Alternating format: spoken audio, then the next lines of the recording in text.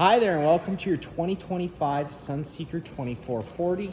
We are just going to start off the back of the unit here. If you notice up top, that is going to be your rear observation camera. And then at the back here, you do have a 2-inch receiver out back, as well as some 7-pin wiring. Just keeping in mind, you do have some weight capacities to do with that, and then you are pre-plumbed for a propane quick connect line. So that line is plumbed right into the onboard propane. In case you had a little portable barbecue or something you wanted to bring around with you, you can get the line from us or Denver and set that up. In this first rear compartment, taking this guy out, spinning it over. You got your standard starter kit. Comes with a 10-foot sewer hose, 15-foot water hose, as well as a 15-amp park adapter, which is this guy right here. Just keeping in mind, whenever you are using this, you're not going to be able to run any air conditioning or anything like that. It is just to run your fridge and your lights. Now, in the compartment next to it, you're going to have your black tank flush. So the way that works is, if you're noticing false monitor panels inside the unit, false monitor panel readings, or just an odor around the unit, this flushes out that black tank. It's just very important you do read the caution sticker and make sure that you do operate that black tank valve and have the sewer connected before you do so. Failure to do so could burst the tank because you're pushing pressure inside of it if it's got nowhere to go. Bang, bang. You got a city water connection, so if you got a site with service, throw a garden hose in there. It's going to pressurize all those lines without the need to run your water pump. Got your exterior shower, hot and cold water. All of these compartments do have these little black plugs inside. Loosen them off in case you ever get any fluid inside of here. You can drain it out nice and easily. You can also rinse them out in case they got dirty. You're going to notice this little Schrader valve right back here. There is going to be an identical one on the other side. This will give you for your rear airbags. For this unit, you're always going to want to make sure you do have air pressure inside of those. Usually you want to keep them around 50 psi. It's the perfect kind of happy medium for it. Nip for that on this side is here, and I will show it to you on the other side once we get there. Then you got your black valve and your gray valve. Always empty your black first. It's going to be your dirtiest water filled from your toilets, and then you come behind that with your gray. Typically a little cleaner water filled from your sinks and your showers. Then folding this compartment door down. Tank vent. This is going to be the fresh water fill, so if you want to fill that onboard tank, this is where you would do so. Fuel fill fitting unit, and then you do your standard 30-amp twist lock connection. You just take a note of that notch there. It lines up with this notch on this side. Press it, twist, locks into place, and then you got that corded collar to really lock it down. If you follow that cord back, you do have your standard 30-amp plug-in. Now a lot of campsites may not have this, so you may have to use that 15-amp park adapter. Just again, keeping in mind, if you do, you're not going to be able to run your air conditioner. The next couple compartments are just going to be some storage. This one here is going to give you some more storage. It also gives you access to all the seatbelt harnesses and stuff. And this last one is going to be the service port for your generator. Opening up that guy, start stop switch. We'll go over it inside though, because that's typically where you're going to be using it from anyway. Flipping this guy down, like I said, service port. You also have an emergency pull start in case the batteries were to be completely dead. You can start it. That is where you would do so. Keeping in mind that if you do try to run that generator, it does have to be over a quarter tank of fuel in the bus itself, otherwise it won't start. Around the front, your standard Ford chassis. Then coming around the passenger side of the unit, main entry door, which we'll go over in a minute. Then you got your hot water service port. Opening up that guy, pulling that screen right off. Whenever you first get to your campsite, hitting that pressure relief valve, there should be a shot of water coming out of it, letting you know the tank's full. I currently drain the tank because we're not sure when you're going to be using it next, so there's no water inside of it. I'm going to go over a reset procedure once we get inside. The button I'm going to refer to is right here. Then you got an 1/16 string bolt right down there at the bottom. Loosen that guy off. It will drain all the water out of the tank. Now on this side here, storage in this compartment. In this compartment is going to be your little outside TV. And flipping open this compartment, you're going to notice it says propane, because this is where your propane is. Fill port, you're not really going to have to worry about that. Certified pump attendant will. Just turn this valve on counterclockwise all the way. It opens up the flow of propane to the unit. Furnace, exhaust, whenever that's running, it's going to be blowing out hot air, so be mindful of that. In the back, you got the storage on the other side. And then last but not least, for the outside in this compartment here, flipping that guy open, looks like your standard compartment. This is where you're going to find your second Schrader valve. And then if you pop this guy down, this is also where you're going to get access to that water pump for winterization. And in addition to that, you got your low point drain as well as your fresh tank drain built into this blue line. And then the hot line, the red line is going to be your hot line. That's going to be for your low point. So that's just if you want to drain all the water out of the unit, you don't want it going stale or stagnant, or you're done your winterization process, and you want to let this antifreeze out, it's going to be free to do so. Last but not least, taking a step on inside, opening up that handle, allow you to take a step on in. First couple things underneath the second step, flipping that harness over, it's where you got access to 2 house batteries. Now on the wall, there's going to be a few different things. First of which is going to be your battery disconnect. With it in the on position, the batteries are connected to the unit. Turning it to the off position would disconnect the batteries from the unit. And in addition, it also disables the rest of the 12 volt inside the unit. So if you ever plug in, you're not getting any lights on. It's probably what it has to do with. And then you got a couple different light switches to turn on a porch light as well as an awning lighting strip right up top. Then you do have your awning switch. Hitting the extend button, the awning's going to start making its way out. Once it hits its full extension, you're going to see the back of the metal tube and a little flap hang down. Fortunately today we're not going to be able to get the awning all the way out just due to space. So that is all we're going to be able to go out today. It really just started unfolding, but of course not enough room. Now if we're going to start raining, you can take any arm front of it or pull down at the center. It's going to change the pitch of the awning head, allowing water to now run off. Now if you like that angle better, because it's going to allow for more shade underneath. Do the same thing with the front arm. Just making sure that you do push these back to straight before you bring the awning in. That way you don't run the risk of bending anything. And of course, if you were to roll it in while it was wet, try and rolling it back out at your next earliest convenience. That way it's not accelerating the growth of mold and mildew. And of course, keeping an eye on wind speeds as you're using it, because once it starts getting pretty aggressive, you're going to want to make sure you bring that in, as it's pretty easy to bend your arm to rip your fabric. Bringing it in, it's simple as holding the retract button, the awning's going to start rolling in. Once the arms contact the side of the trailer, the motors will automatically cut out. Now for the next couple things, you do have to operate over here. I am just going to get the camera first and step inside the door. So you do have to have the key in the ignition to operate the leveling system, turning it to the accessory position.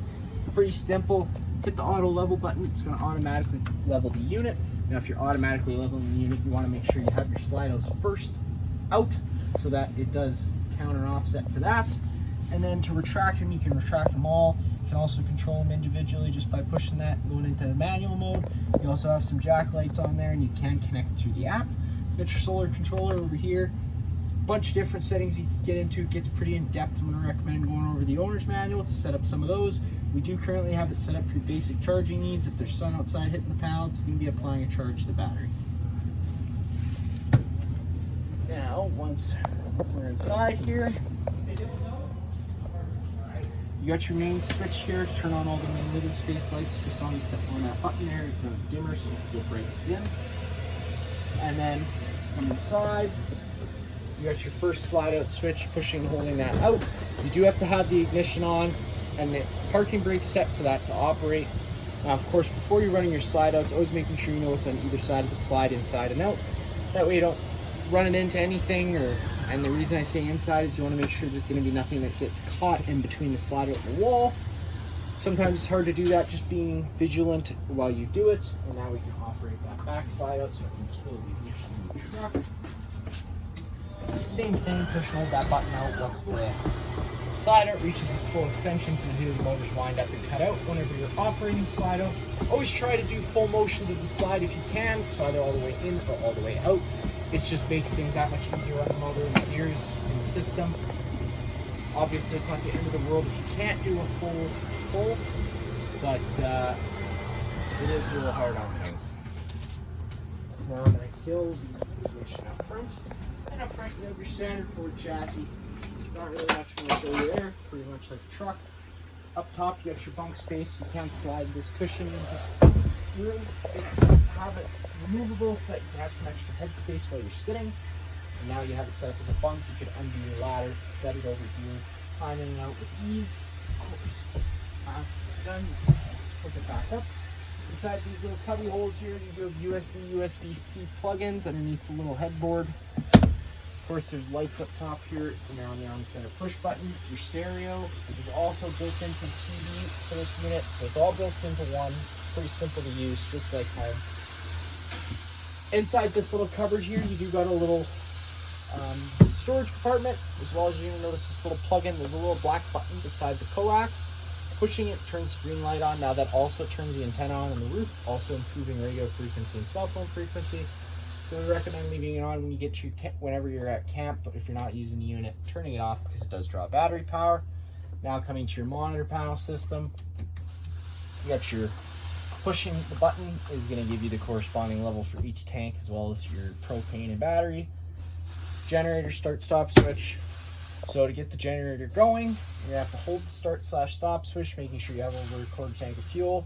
You're gonna see the red generator light come on.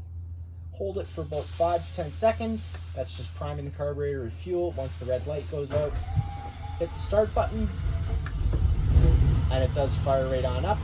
Now, because this is plumbed into the main bus fuel tank, I always recommend putting a little bit of fuel stabilizer in with each tank, so that way your carburetor and your generator doesn't get all gunged up. It's also going to help if you do just run that generator for 5 or 10 minutes once a month, just to keep things moving, stop things from going bad. Security light turns on a little porch light outside the dump station in case you're to be dumping at night. And then, of course, you got your electric water heater option, which is going to be the most efficient, but it does take the longest to get actual hot water. And then you got your gas water heater option, which is going to be the least efficient, but of course it's going to supply hot water the quickest. Water pump turns on the water pump, which draws out of the fresh tank. Then you got your Arctic pack system, turning that on. It's just an extended camping season thing, but realistically, if you're camping below -0, you're running the risk of things freezing, so just keep that in mind whenever you're using it. In your kitchen area, pretty standard sink, hot and cold water, storage all around. Of course, all the storage throughout the unit, because there is tons of it. You just want to be careful of drains, water lines, or wiring. You don't want to be affecting anything like that. All the storage, it's also magnetically latched, which is nice. Opening up this guy, storage. Down below, you got a screw in each corner. Taking that off, that does give you access to the back of your water heater for winterization, so that's where you would access that. And then coming to your stove, we're going to talk about propane for a second first. You got your LP detector right here near the ground. If this guy ever starts going off, don't panic. Just turn on the main supply. Turn off the main supply of propane at the side of the unit. Put up some windows and vents to get some fresh oxygen inside of here. And just keep it in mind, it is very sensitive to cleaning chemicals, so if you're cleaning around it starts going off, use your best judgment, but it could be that. So now once you've turned the propane system off, if you've had it off for a while, it does allow air into the system, and once air does make its way in, it does have to be purged out. Quickest, easiest way to do that is just through your stove. It's foolproof. It can't be faulted or anything. The reason I say that is if you try and fire up your water heater or furnace on propane and there's air in the system, those only try lighting themselves a couple times before they're going to throw a fault code at you. And if you don't know what that fault code means, it can throw some frustration into your weekend, which we do want to try and avoid. So now, when it comes to lighting it, you have to be patient. I, of course, had the system running just a few minutes ago, so it's going to come through pretty quick. Sometimes it can take a few seconds for it to come through, so if it doesn't come on right away, don't panic. But whenever you try and light the stove, you do have to push this to turn the 12 volt on, so the igniters are going. If you were to turn this off and open up your gas valve, the gas is going to start pouring through, and of course, if it was already purged, if you get a buildup of gas and then try and light it, there could be a small combustion. You could lose some eyebrows and eyelashes, and we don't want that.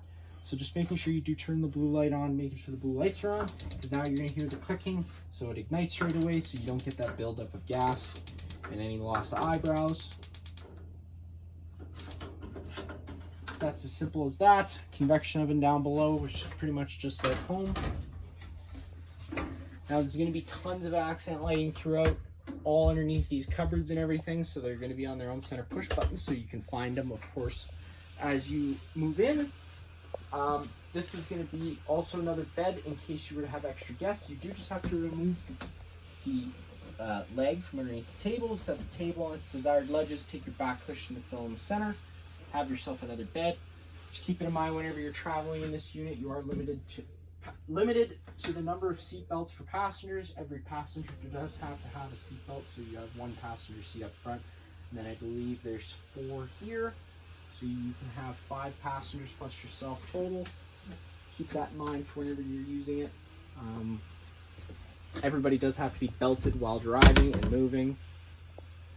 Cupboard, you get a little sliding spice rack, which I thought was kind of cool. Now you got your bed, so it's currently in it's a wedge bed, so as the slide out comes in, it's going to move itself in, and then as you put the slide out, you have to push it out so that you can make yourself your nice mattress. Now, they do say you can just bring the slide out in and it'll automatically, that mattress will make its way up, which is true. I personally would just recommend moving it up yourself. You're just putting that less strain on the engines and gears, pushing the mattress below the bed. You got a little storage compartment as well as your main fuse and breaker panel. Whenever a breaker trips, it's going to sit in the middle, so you just have to turn it off and then back on again to reset it, and all your corresponding fuses will be down below. Got a beautiful fridge. You're going to open up the right side first, pushing the button down below. It says right there, press to open. Opens that guy up. The controls are all right up top. Power button, you got to hold it for 5 seconds. Change between your fridge and freezer, plus and minus to change the temperature. Opening up this guy, freezer down below. And then when you do close it, you have to close the left side first and then the right. Above my head is going to be the air conditioner. You can run it with these louvers closed, in which case it moves all its air through the ceiling ducting, or you can open them up and it'll dump its air right into the main living space. This right here is going to be a little intake filter. Depressing the 2 tabs, that's going to pop down, blow out some compressed air every once in a while just to get the dust out of there. Keeps the flow going and good. On the wall, you got more light switches for the bedroom as well as inside the closet. Then on the wall, aside from your TV being up there, got your thermostat on the wall, pushing the button once, you're going to go into fan. Now that's just moving air around using the air conditioner, no heating or cooling involved. Go into cool. So you have your room set to 60 and you're an auto fan. So whenever it is in auto, it's an on-demand system. So once the thermostat reaches the set, notices the room, English. Once the thermostat senses the room is at 60 degrees, it's going to kill the air conditioner. But if you have the fan on either high or low without the auto, the fan does run continuously regardless to what the room is set to. So I recommend leaving it on auto. Now you're in cool. Now hitting that button one more time, it's going to kill the air conditioner and it's going to turn on the heat pump. Now the heat pump is basically reverses the air conditioning procedure. Standard air conditioner, obviously blowing out hot air, blowing in cold air. When you turn on the heat pump, it reverses that, so it's going to be blowing out its cold air and blowing in its hot air. Then pressing the button one more time will bring you over to furnace. Furnace only has one fan option, and it does run continuously. When you turn it off, it does run for an additional 3 minutes. The furnace also runs off propane, so you do have to have the propane on for that to work. The heat pump is going to be electric. Now, whenever you do fire up the heat pump, you're also ducted into your underbelly for that extra extended camping season thing. But again, just keep it in mind, if you are going below -0, you're running the risk of things freezing. One more time, you can run both of these at the same time, which I also thought was pretty neat. And then you just cycle back to off. This door here, it's got a travel lock, so you're gonna make sure that you have it locked into place when you're moving. And you can close it and open it. Light switch in the bathroom on the wall here. You also have a fan right above your head in case you were having a shower or somebody was doing their business. Open up the fan, turn it on, you're going to evacuate all those fumes. Now if you were to start rolling with that open, you do run the risk of damaging your vent lid. And if it were to start raining and you left it open, it's going to get wet inside of here. We do sell Max Air covers here at the shop. It's a cover, goes over top of the vent. It's going to keep it nice and dry in here. It's also going to protect it through wind and even hail and all stuffs like that. If you'd like to get set up with that, you can contact your parts department and they can put together a quote for you. Other than that, it's a pretty standard bathroom, and you got tons of storage inside of here. They're all slam protective doors. And your shower door, you're gonna notice it's glass, fragile. You're gonna want to make sure you do close that and latch it during travel, so that way it's not gonna slam around and shatter on you, because we would hate to have that. Then around the corner is just the toilet. That is gonna be it for this unit here. If you have any other questions, feel free to give us a call.